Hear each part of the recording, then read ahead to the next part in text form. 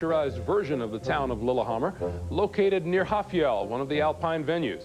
It's named after the Jonathan Swift creation in Gulliver's Travels. When the games began, this replica was completely buried by 55 inches of snow.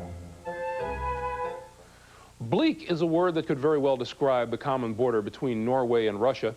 Desolate and frozen, nothing, it seems, would ever happen there. Or would it? Retired General Norman Schwarzkopf has the story. About 1,400 miles from here in Lillehammer, Norway meets Russia face to face. Not in sporting competition, but in real life, every day.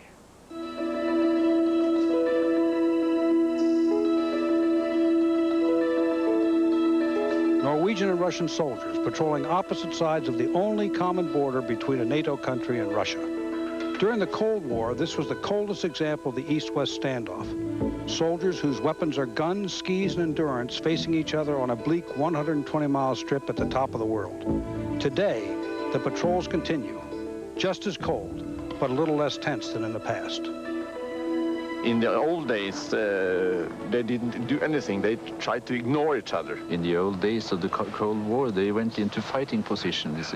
And I was told that sometimes they could lay still in the snow watching each other for hours. And you know, with minus 30, it could be a cold experience. I was privileged to visit the border in the company of the Norwegian Border Commissioner, Lars Finstaff, and his predecessor, Hugo Overgaard.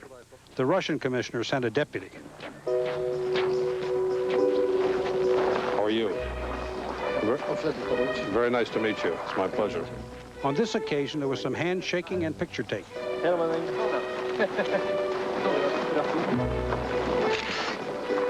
But even then, protocol ruled the day. When we have this border meeting, sir, we do it rather formal. When we are departing, then we also do it in formal way, with this 20 steps, and then we turn around and salute again. And I had the feeling it's always been like that.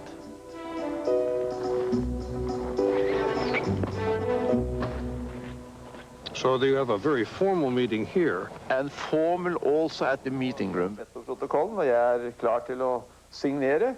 This is not a place where the great decisions are taken and where problems are solved. The problems are solved in the sauna and out on the ice fishing.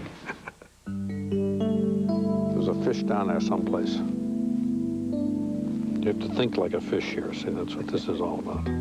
There were no Russians along on this excursion, no problems to solve, and no fish caught.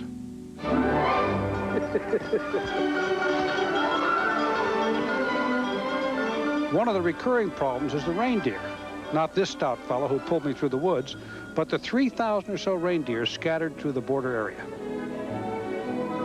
Every winter, they make themselves the way into Russia, and we have to go in there and get them back again. Great fire. Warming up with a cup of hot reindeer broth at a herder's camp deep in the frozen forest is about as peaceful as life gets. But even here, World War II was hell, and the scars remain. The Norwegian town of Kirkenes near the border endured more than 300 air raids by the Russians.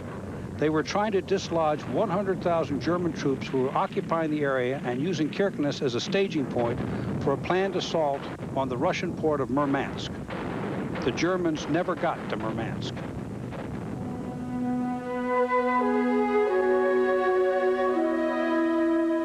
Bomb shelters deep underground, shared by German soldiers and Norwegian civilians, kept human casualties low. Property damage was immense, and not just from the bombing. And when the Germans pulled out of here, they destroyed a lot of Kirkenes also, didn't they? Yes, they burnt some of the remaining houses when they left. But they didn't have time to burn everything because they were afraid of being cut off by the Russians. Yeah. So they really fled in a hurry.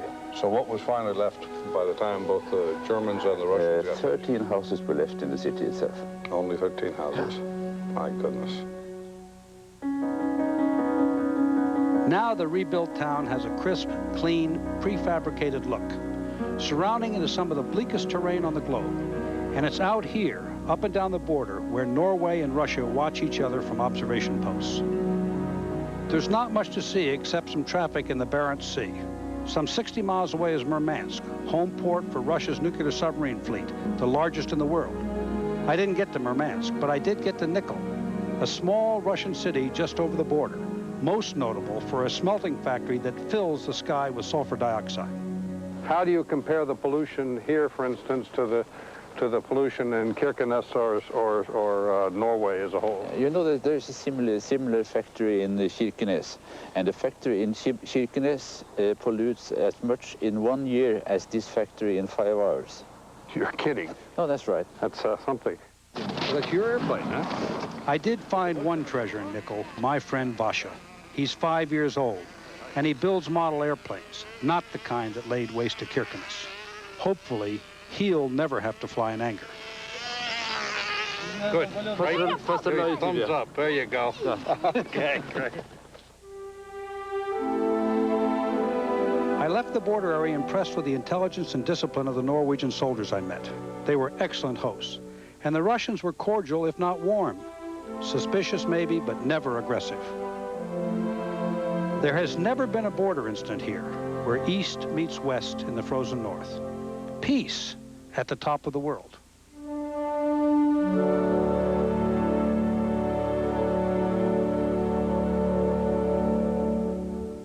Tomorrow, the favorite son of Kirkenes, Vegard Olvang, competes in the 50-kilometer cross-country race at Birkebeiner Stadium.